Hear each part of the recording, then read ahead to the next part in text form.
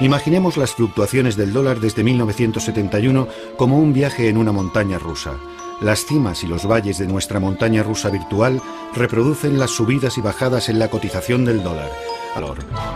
Intentemos explicar cómo se produjo uno de estos picos, por ejemplo el más alto. Corre el año 1979. La economía estadounidense no está muy boyante. El dólar se encuentra en su cotización más baja y la inflación bate récords con un aumento de los precios del 15%. El presidente Carter llama a este hombre, Paul Volcker, para que se ocupe de la Reserva Federal. Su misión, frenar la inflación. Paul Volcker llegó en una época horrible, a principios de los años 80, un periodo en el que muchos bancos centrales no conseguían acabar con la inflación. Subían los tipos de interés hasta llegar a un punto determinado y conseguían que la inflación bajara algo, pero luego volvía a subir. Era como cuando un médico te receta antibióticos, bajara algo, pero luego volvía a subir. Era como cuando un médico te receta antibióticos, pero no te da los suficientes o te los tomas durante menos tiempo del indicado. Y justo cuando parece que todo está resuelto, la enfermedad resurge con más fuerza y entonces necesitas una dosis mayor de medicinas. La Reserva Federal tuvo que subir los tipos de interés hasta lo que Helmut Schmidt llamó el nivel más alto desde Jesucristo. Los bancos centrales tienen una gran arma para acabar con la inflación y es el tipo de interés, el interés al que se presta el dinero en un país determinado. Los bajos tipos de interés estimulan la economía, pero también producen inflación. Por otro lado, cuando los tipos de interés son muy altos, la economía se lentifica y la inflación disminuye. El truco está en encontrar la medida justa. Por aquella época había una inflación bastante alta. Así que mi prioridad era frenar la inflación. Pero para conseguirlo, también había que hacer algo con respecto a la debilidad del dólar. De modo que desde 1981 hasta 1985, el dólar sube de forma constante mientras la inflación baja y la economía se lentifica cada vez más. Mientras tanto, la población sufre. Nadie puede hacer frente a unos tipos de interés del 20%. Los constructores estaban particularmente molestos, sobre todo porque el periodo anterior había sido bastante bueno para ellos. Así que, medio en broma, medio en serio, comenzaron a mandarme ladrillos a mi oficina. La gente le culpaba de sus problemas. Le paraban por la calle, le ponían un dedo en el pecho y le decían: usted es el culpable de que mi padre haya perdido su trabajo. O por su culpa no podemos vender nuestra casa. En 1984 el dólar está tan alto que los gobiernos deciden que ha llegado el momento de intervenir. Se organiza una cumbre internacional en el Hotel Plaza en Nueva York. Para los europeos la moneda estadounidense resultaba demasiado cara. No podían pagar en dólares las zapatillas Nike, los tractores Caterpillar o simplemente los barriles de petróleo. Todos esos productos eran demasiado caros. La única solución al problema era llegar a un acuerdo monetario o recurrir a medidas proteccionistas. Y ante la amenaza de un resurgimiento del proteccionismo, los estadounidenses se dieron cuenta de que tenían que llegar a un acuerdo con los demás países. Entonces la comunidad internacional decidió debilitar el dólar. Habría otros picos en los años siguientes, pero la montaña rusa jamás alcanzaría aquellas cotas. Casi todos los picos coinciden con grandes crisis internacionales: la crisis de la deuda mexicana, la crisis financiera asiática, el colapso económico de Argentina, la burbuja de las .com. Teniendo en cuenta todas estas turbulencias y los altibajos a los que se enfrentaron los pasajeros, cabe preguntarse: ¿hay alguien al volante? Es decir, ¿quién controla el dólar en Estados Unidos? El verdadero dólar, sin embargo, el que tiene mayor influencia, no es el billete verde. El verdadero dólar es el electrónico, el que solo existe virtualmente en los ordenadores de los bancos y se puede transferir de forma instantánea a cualquier lugar del planeta desde salas como esta. Estos ordenadores se usan solo para comprar y vender dólares las 24 horas del día, los 7 días de la semana, en nombre de grandes empresas, instituciones financieras, inversores o meros especuladores. Ahora están a 45. Entonces, ¿doy la orden? Tengo 2 peticiones de venta a 50. Sí, el petróleo ha alcanzado su límite. Es increíble cómo la gente está a la caza del euro. ¿Quiere recoger beneficios? Está bien, entonces intervendré si la cotización llega a 75. Lo retendré hasta las 3. Adiós. Esos botones con comprar y vender escritos encima son los que determinan el precio del dólar. El trabajo de un agente de bolsa es apretar o no uno de estos botones. Pero ¿cómo se toma esta decisión? Lo importante aquí son las diferencias de tipos de interés entre los países. Eso es lo que atrae al capital. Por eso el dinero sale o entra de los países. Así que lo que buscamos son indicaciones de que el tipo de interés va a cambiar. ¿Y cuál será la diferencia entre los tipos europeos y los americanos, por ejemplo? Ese es el principio básico. Hoy, sin embargo, el mercado de divisas ha crecido hasta alcanzar tales proporciones que todos los días se compran y se venden entre 2 y 3 billones de dólares en todo el planeta. Y para mantener el mercado ahí arriba, los agentes de bolsa hace tiempo que se pasaron al piloto automático. Se trata de un sistema automático que te permite hacer transacciones sin que nadie intervenga. Se llama sistema automático integral. Los ordenadores hablan entre ellos y compran y venden, y así se pueden transferir miles de millones de dólares.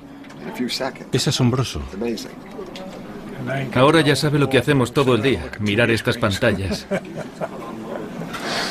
Y el hecho de que todo el mundo esté mirando las mismas pantallas al mismo tiempo resulta determinante para explicar el comportamiento del mercado. Antes ocurría que no todo el mundo tenía acceso a la misma información al mismo tiempo. Ahora con Internet y con la rapidez del sistema, todo el mundo observa los mismos gráficos, todo el mundo conoce las últimas noticias, las declaraciones de los políticos y por eso, debido a que todos manejamos la misma información, reaccionamos de forma semejante y al mismo tiempo. Hay otro factor que quizá explique también la gran volatilidad del dólar en el mercado de divisas. La fluctuación de una moneda, al menos a corto plazo, viene casi enteramente dada por las sensaciones del mercado, si es expansivo o si tiene miedo. Es un reflejo de cómo se siente el mundo cuando se levanta por la mañana. Si está feliz, suele vender dólares. Si siente temor, suele comprarlos. Es algo totalmente irracional a corto plazo. Esa es una de las razones por las que resulta completamente incontrolable.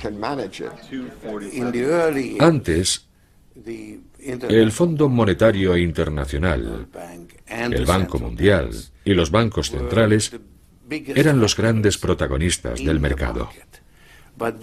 Pero entonces el mercado creció y su influencia disminuyó. Así, si hace unos años el gobierno podía intervenir en los mercados de divisas, comprar o vender moneda y determinar así su valor, ahora con el crecimiento del mercado, eso ya no es posible. Y en la actualidad, el gobierno de Estados Unidos tiene todavía menos control sobre el valor de su moneda, puesto que solo 30 de cada 100 dólares están en manos de sus ciudadanos. Los otros 70 pertenecen a extranjeros, sobre todo a bancos centrales y a fondos de inversión. Los países con las mayores reservas de dólares son China, en primer lugar, seguida de las monarquías del Golfo Pérsico y de Japón. Europa va mucho más rezagada, junto con Rusia, la India, etc. Esto es Bahrein, un país situado en el Golfo Pérsico. Se calcula que en sus cámaras acorazadas los países petroleros de esta región guardan el 25% de todos los dólares del planeta. Hoy el jeque Mohammed Al-Khalifa inaugura un simposio sobre un tema muy especial, el dólar o el euro. ¿Cuál es la mejor elección para la zona? Los ponentes son representantes de importantes compañías financieras y de inversiones de Londres y Nueva York. Los oyentes, sus clientes potenciales, son miembros de gobiernos locales, jefes de empresa y varios individuos acaudalados. El dólar tiene mucha más presencia en esta parte del mundo que en ninguna otra, y es el resultado directo de la famosa reunión que tuvo lugar entre el rey Ibn Saud de Arabia Saudí y el presidente Franklin Roosevelt a bordo de un acorazado americano cerca del Canal de Suez en 1945. Ya fuera una negociación entre socios o puro imperialismo, el resultado fue un acuerdo según el cual Estados Unidos protegería la península arábiga a cambio de tener acceso al petróleo saudí. Desde entonces, el precio del petróleo se ha fijado en dólares y las monedas de los países del Golfo están ligadas al dólar con un cambio rigurosamente fijo. Así que no es de extrañar que, además de las ponencias, se vaya a celebrar una mesa redonda con economistas estadounidenses que han sido invitados a hablar sobre las fluctuaciones del dólar. Desde la Segunda Guerra Mundial, Estados Unidos es la mayor economía del mundo y su moneda la moneda del mundo. Cuando analizamos la evolución que muestra el gráfico, observamos que el dólar sigue una trayectoria en suave, pero en constante declive. Es un mercado tan grande que nadie lo puede controlar. Es un mercado mundial, sobre todo ahora. No sabemos si Qatar, Bahrein, los Emiratos Árabes Unidos mantendrán sus monedas vinculadas al dólar o si buscarán otras divisas. Esa es la gran cuestión. Es muy difícil. Hemos perdido casi el 40% del valor de nuestra moneda. Muchas gracias. Gracias a usted. Son muchos los que ya se preocupan. ¿Qué le pasa al dólar? Los gobiernos de la región del Golfo van a tener que tomar muchas decisiones importantes en los meses que se avecinan. Kuwait, como ya hemos visto, ha desvinculado su moneda del dólar. Y es posible que los demás países sigan su ejemplo.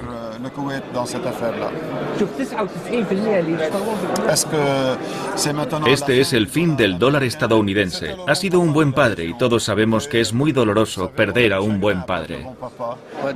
Pero eso no significa que vayamos a olvidarnos del dólar. Es posible que al final sean las fuerzas del mercado las que nos digan si será el euro o el dólar la moneda predominante, o quizá alguna otra. Los europeos y el mundo han estado obsesionados con el dólar durante los últimos 100 años por una razón muy simple. No había competencia. Eso ahora ha cambiado con la creación del euro. ¿Acaso la política de los últimos 10 años del Banco Central Europeo con sede en Frankfurt ha cambiado el paisaje monetario del mundo? ¿Está el todopoderoso dólar, el rey dólar, a punto de ser destronado por el euro? Creo que el euro tiene potencial para convertirse en el equivalente al dólar como moneda de reserva mundial o incluso para sobrepasarlo. Para los europeos es un éxito fenomenal. Si el euro fuera más agresivo o intentara ser más agresivo, probablemente desbancaría al dólar en poco tiempo. El euro no se creó para oponerse al dólar. No se creó como oposición a ninguna moneda existente. La ambición de Estados Unidos, y lo que voy a decir es una simplificación, es imperialista. Quieren ser la superpotencia del mundo. Nosotros no ambicionamos eso, no queremos gobernar el mundo. Ya lo hicimos en parte en el siglo XIX, pero ese ya no es nuestro objetivo. Y puesto que el euro rivaliza con el dólar sin querer o sin ser capaz de reemplazarlo por completo, ¿qué implica eso para el futuro del planeta? Creo que nos encaminamos a una situación en la que habrá un gran bloque norteamericano, un gran bloque chino, un gran bloque indio y quizá un gran bloque europeo. Y creo que con el tiempo es posible que el sistema evolucione hasta un punto en el que la función del dólar sea menos excepcional. Creo que sucederá de manera totalmente natural y será bueno para la economía mundial. Y la palabra final la tiene Paul Volcker, que ha sacado su bola de cristal para la ocasión. Haré dos afirmaciones. Una es que el mundo estará mucho mejor cuando solo haya una moneda única. Y dos, que no creo que viva para verlo. Ni siquiera creo que lo vea usted.